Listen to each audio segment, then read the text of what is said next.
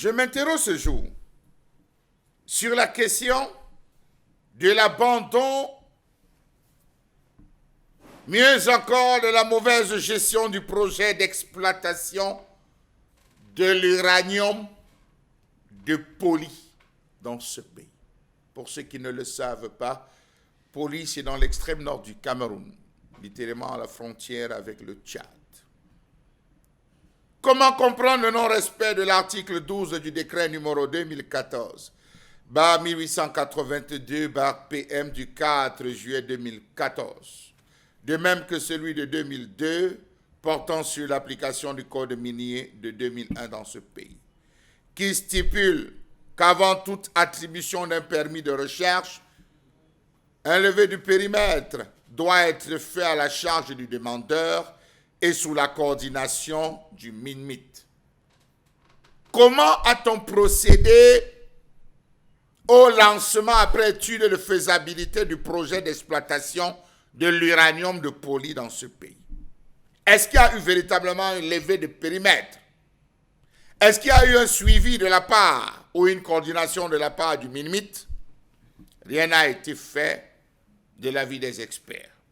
Sinon, comment doit expliquer le fait qu'on se retrouve aujourd'hui dans une sorte de problème, de conflit, d'une part avec le Tchad, qui se pose une succession de questions sur le pourquoi on procède à l'exploitation de l'uranium dans cette zone, et d'autre part, les experts et éco-gardes qui s'interrogent sur véritablement ce projet d'exploitation d'uranium. Savez-vous qu'à l'occasion de la première session ordinaire de la commission mixte permanente de sécurité Cameroun-Tchad tenue à Maroua le 19 et 20 novembre 2009, M. Ahmad Mahamat, le ministre de l'Intérieur tchadien, avait relevé le fait que le Cameroun ait violé la convention du 20 août 1970 sur la gestion des cours d'eau transfrontaliers. Il se plaignait ainsi que le fait que Méga Uranium, détentrice du permis d'exploration numéro 127 du Camerounais, a non seulement implanté en mai 2008 des bornes A et F aux abords des fleuves Kainra, Biparé et Zibifin, mais en plus elle a entrepris des recherches d'uranium dans le village de Teban, dans le canton de Léré au Tchad. Ça, c'est ce qui avait été posé. Lorsqu'on fouille les documents, on se rend compte que non, ce projet d'exploitation, on avait même retiré. On avait retiré déjà depuis les années 70, on avait arrêté.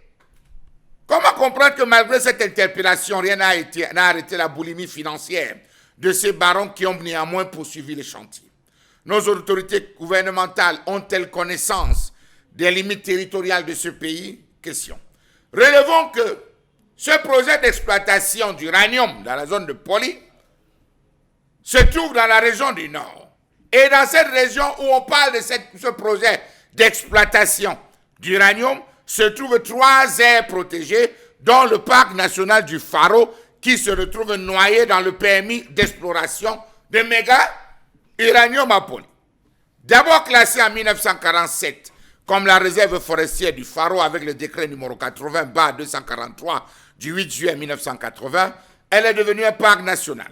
Pourtant, l'on sait que selon la loi forestière de 1994, un parc national désigne cet espace dans lequel toutes les mesures sont prises pour, d'une part, conserver et d'autre part, contrer une quelconque dégradation et altération de l'aspect, la composition et l'évolution de la faune, de la flore, du sol, du sous-sol, de l'atmosphère, des eaux et en général du milieu naturel. Comment donc comprendre cette contradiction flagrante dans les initiatives de l'État? D'un côté, on a l'autorisation d'exploitation de l'uranium, de l'autre, on a une autre loi qu'on vient allègrement violer les aires protégées. Savez-vous que cette aire protégée s'est retrouvée en proie aux activités d'exploitation et d'exploration minière qui n'ont pas été sans conséquences? L'exploration est une phase au cours de laquelle les forages sont faits pour retirer des échantillons et analyser afin de déterminer dans ce cas d'espèce la teneur en uranium.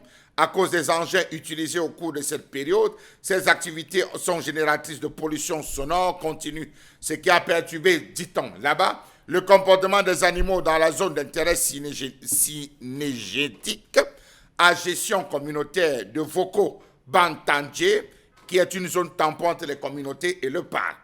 Quel est le regard que Les éco-gardes, les responsables de l'administration forestière ont eu dans cette zone combien de requêtes ont été formulées? Elles ont été adressées à qui? Pourquoi jusqu'à ce jour, on n'a littéralement rien arrêté? Le chantier semble bien se poursuivre dans cette zone, un parc national.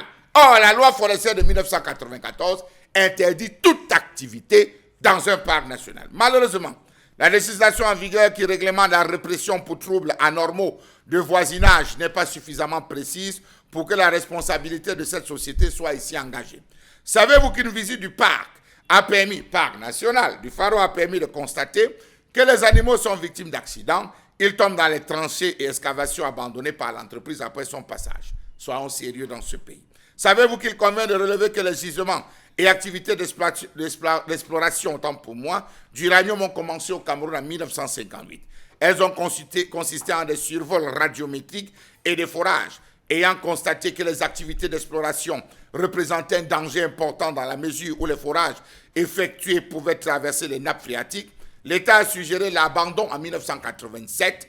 On ne sait pas à quelle chimie cette activité a été permise en 2006 avec l'attribution d'un permis d'exploration à la NIO Energy sans qu'une étude préalable des impacts des activités précédentes ait été faite. 1970, on se rend compte que c'est grave, on interdit. Ils poursuivent. 1987, l'État sort. Le gros bras frappe du poing sur la table et interdit l'exploration dans cette zone. 2006, on ne sait pas quelle chimie, on lui autorise que ça reprenne.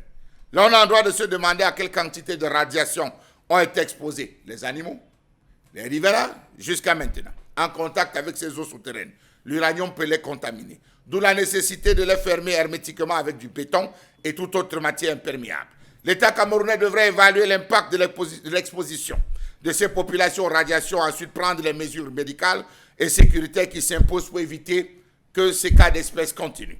La loi constitutionnelle consacre par exemple le principe suivant lequel l'État a le droit d'assurer à tout citoyen les conditions nécessaires à leur développement au regard des problèmes déjà observables dans le nord du pays, tels que sus-présentés. Il est difficile d'affirmer quand tel engagement est ou sera respecté. Assurer que les citoyens soient dans des conditions propices à leur développement. Au Cameroun, la stratégie nationale de gestion des ressources minières et forestières montre que les lois sectorielles contiennent des contradictions évidentes concernant l'utilisation des terres forestières et l'autorité de l'État, les ministères, les communautés et les investisseurs. Comme résultat sur le terrain, des chevauchements des permis miniers au titre forestier et aux aires protégées sont observés sur toute l'étendue du territoire où les différentes ressources coexistent et sont exploitées. Finalement, qui sont complices? L'administration forestière, les éco-gardes qui sont sur le terrain, les barons de Yaoundé qui peuvent outrepasser ce qu'ils veulent, ou les députés qui ne parviennent pas, dans le contrôle de l'action gouvernementale, à faire appliquer les lois. Dans tous les cas, vous êtes où, M. Nding? Vous qui parlez au nom du peuple, vous êtes où?